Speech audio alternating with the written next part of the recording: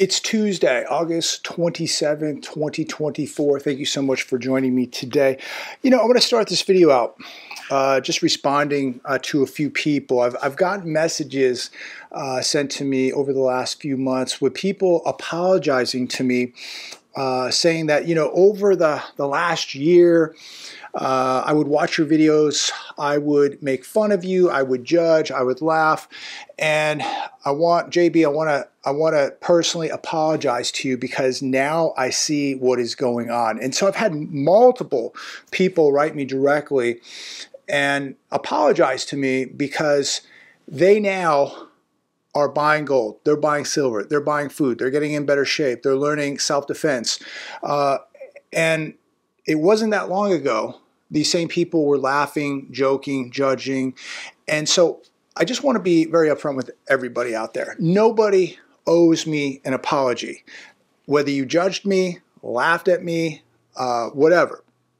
You don't owe me an apology. I'm a big boy. It's not going to hurt me, I promise you. But nobody owes me an apology. I just want all of you to wake up and prepare. Look, I think it's very noble. I think it takes a lot for somebody to say, hey, I was wrong. I apologize. You don't owe me an apology. Nobody watching this video owes me anything, especially an apology. I make these videos because I just think it's the right thing to do. I think it's what God would want. I think that just sitting and not waking people up when you know something's coming. It's like if you know that a massive storm is coming and you're not telling anybody, I think you'll be held accountable. I see the writing on the wall like so many of you already do, and I feel like I have a duty to continue daily to wake people up, to prepare mentally, physically, spiritually, financially. So again, nobody owes me an apology. I just want to see everybody succeed. I want to see everybody prosper. I want to see everybody survive. That's all that matters to me. You can look, you may ridicule me today, you may judge me today, you might make fun of me today. That's up to you. You can do whatever you want. At the end of the day, I just want to see everybody out there get through this thing because I really truly believe we got big trouble coming, and that's why I make these videos daily. They may be repetitive, but I make these videos to reinforce with all of you to stay on track, to keep doing what you're doing, not to let your guard down, not to get complacent, because yeah, the market goes up, we're at all-time highs, everything's fine, people get complacent. Don't buy into this. Things can turn very, very quickly, and just because the stock market is up doesn't mean anything in regards to what's happening to the U.S. economy, what's happening to the average person, what's happening to the middle class, what's happening with debts and deficits. You need to be preparing for this stuff. So again, just prepare, get ready, protect yourself. Don't worry about apologies. I want to see you win. I want to see you succeed, prosper, and most of all, survive what is coming. So get prepared. The hedge today. If everything is so great, why are millions of Americans sleeping in their vehicles? A very good article. Make sure you're doing your due diligence. Make sure you're checking out some of these articles. Wealth, knowledge is wealth. And if you take 10, 15 minutes a day and just read an article or two, you're going to be much more knowledgeable to what is going on. It says here, have you noticed an unusual number of vehicles in the parking lots of major retailers in your area at night? Yes, I have. I see them in broad daylight. I see vehicles literally a couple miles from where I'm sitting right now. There are about 12 to 15 RVs sitting in the middle of the desert that have been there for months. Just a small community of people just sitting in the desert. If I go farther down Interstate 10, there's a community that is probably now getting closer to 100 vehicles, RVs, vans, dilapidated shacks out in the Banning area off Interstate 10. So I'm seeing this where I live. Are you seeing this where you live? Comment down below. Are you seeing people sleeping in their vehicles, in a Walmart parking lot? I see them. I see them all over the place. I see vehicles in the middle of the desert now. I see them in the Walmart parking lots. I see them in certain areas out here in Coachella Valley where they're just parked on the side of the road, living out of their cars. The economy, they keep telling us is fine, but yet I'm seeing more people sleeping in cars, in vans, dilapidated RVs. I have to say this. If you're sleeping in a bed tonight and you have a roof over your head, it doesn't matter if you're sleeping in your parents' garage, basement, whatever, you are blessed. Because think about, at least out here, how hot it is. I couldn't even imagine. I see people sleeping at bus stops. They've literally turned the bus stops into tiny homes in some areas out here. If you are sleeping in a bed tonight, you have a roof over your head, you are truly blessed. You really, really are. Think about the millions, not thousands, the millions of people now who are literally in survival mode, sleeping in a car, a van, a dilapidated RV, maybe not knowing where their next meal is going to come from.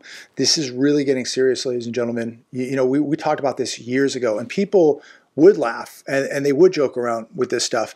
But now a lot of people aren't laughing because a lot of these same people are looking at this happening to them now. Some of those people that were laughing 3 years ago, some of those people are probably homeless now or living in their car. This is no laughing matter. You are truly blessed if you have a roof over your head. It doesn't matter, if you're living back with your family, you're renting a room, whatever you have to do. You are truly, truly blessed because it could be a lot worse. In the article, it goes on to talk about this, and I read about this last week, about these American airline flight attendants who are also sleeping in their cars. So this used to be a good job, right? Being an airline flight attendant, no longer. Things have gotten so expensive. Rent has gotten so expensive that a lot of these flight attendants cannot afford to rent an apartment in the cities that they're working out of. So they're sleeping in their vehicles.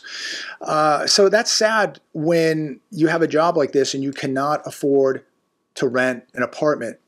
A couple years ago, I was at Sid's old house. It's probably going back 2.5 years ago, maybe 3. He had 12, 13 people in the neighboring house living in one house, 13 people living in the house next to him. And this was almost 3 years ago. So this hasn't just begun.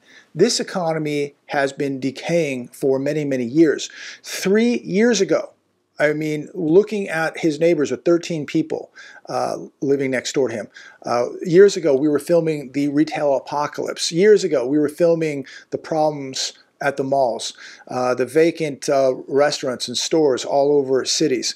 This is nothing new, ladies and gentlemen. It's just getting worse. People are literally losing everything. And this could happen to anybody. It could happen to you. It could happen to me. Again, thank God tonight for everything you have. If you have a roof over your head and you're able to eat, take a shower, you are truly blessed. I think we have taken a lot for granted over the years.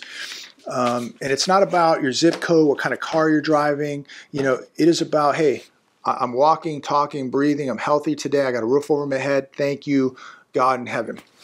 Gold hits new record high. Bitcoin battered as NVIDIA earnings loom. So market's flat today because everything literally is on hold because of NVIDIA. Tomorrow we get their earnings.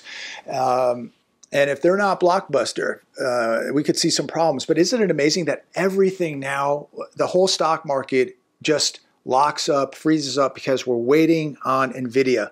Everything now rests on NVIDIA earnings. But gold today, $2,560 an ounce.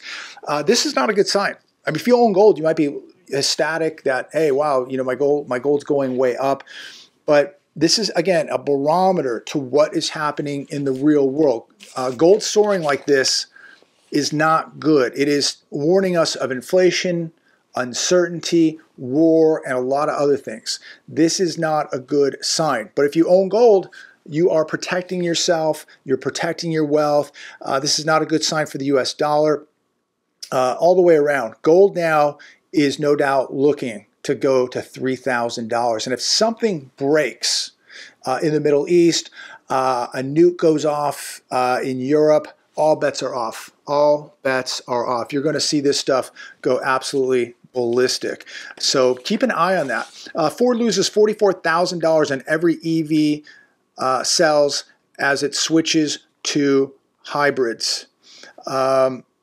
The inventory of used EVs now is 4 times higher than it was in 2021. How in the world with these kind of losses, are these automakers even still in business? When are they going to be asking for a bailout? How can you lose $44,000 on every EV that you sell and be a productive company?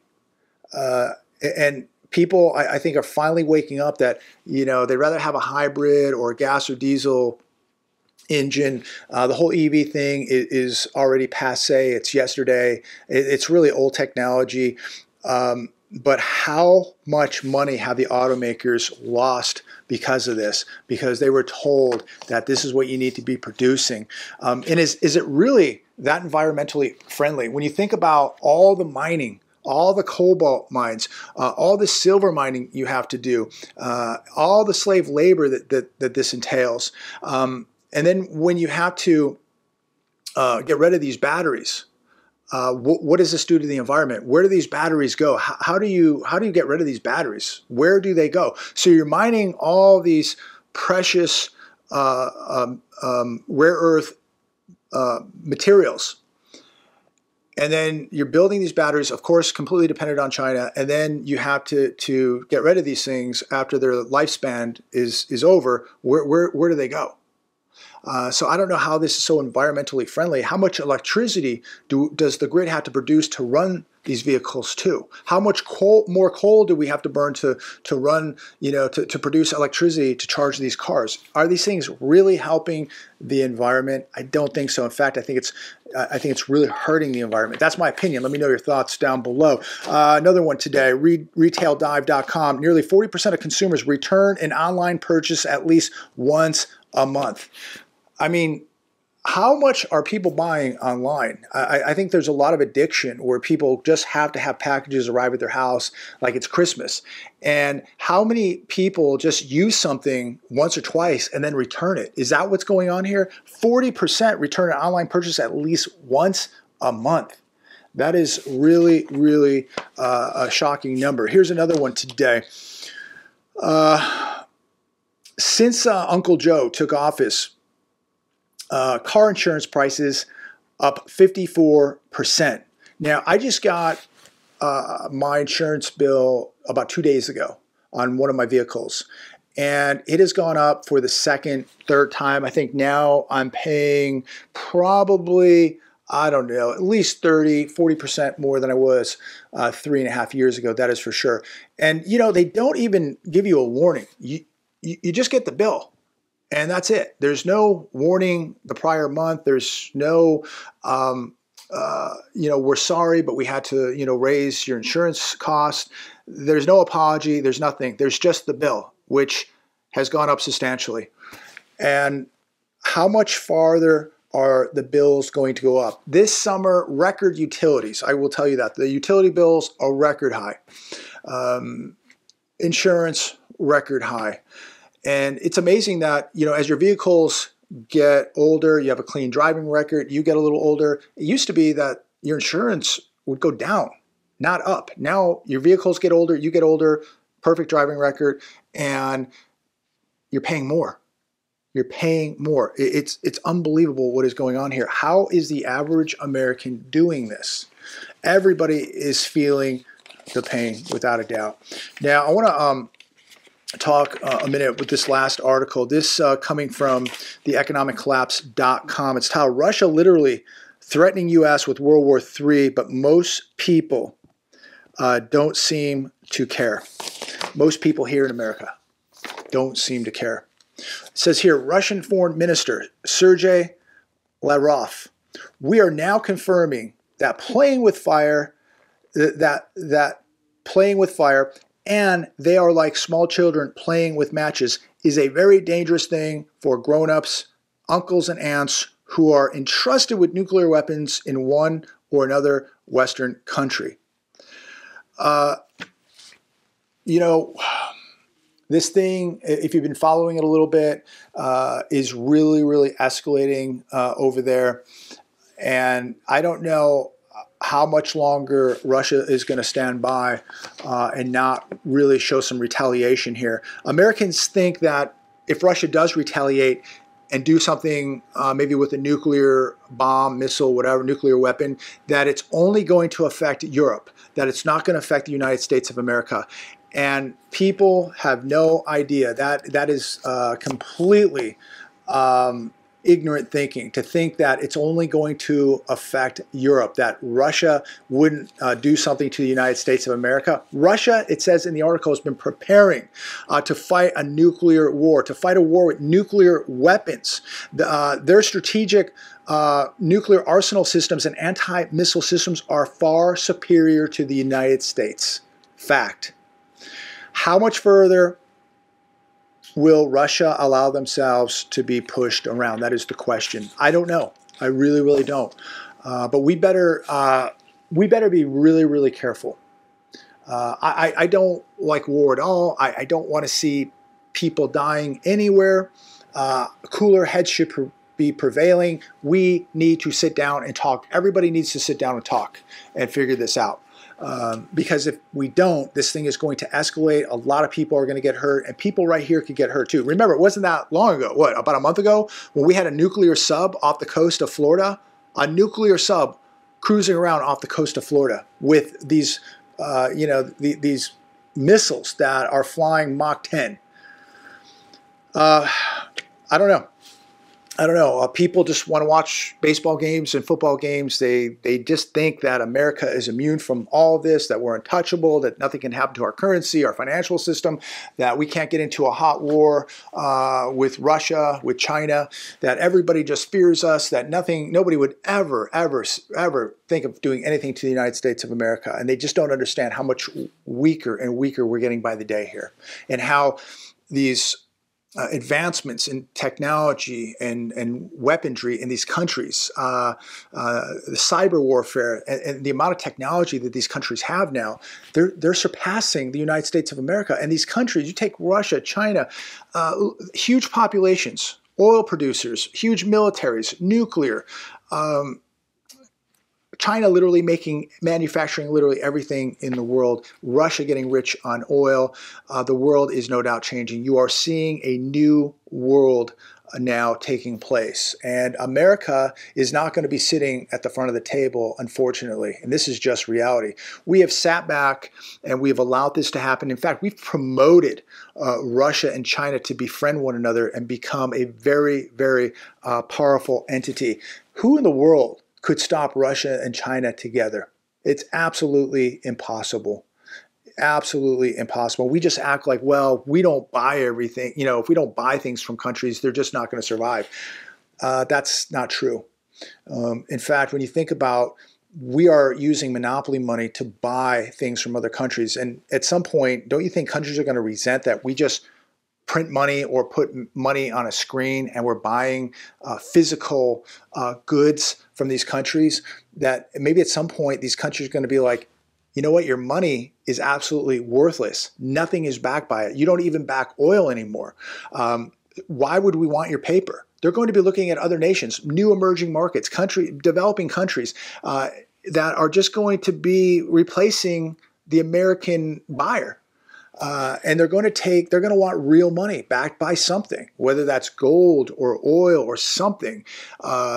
America is going to be phased out, unfortunately. We are going to, we're already slipping, and we are going to slip way, way, way down.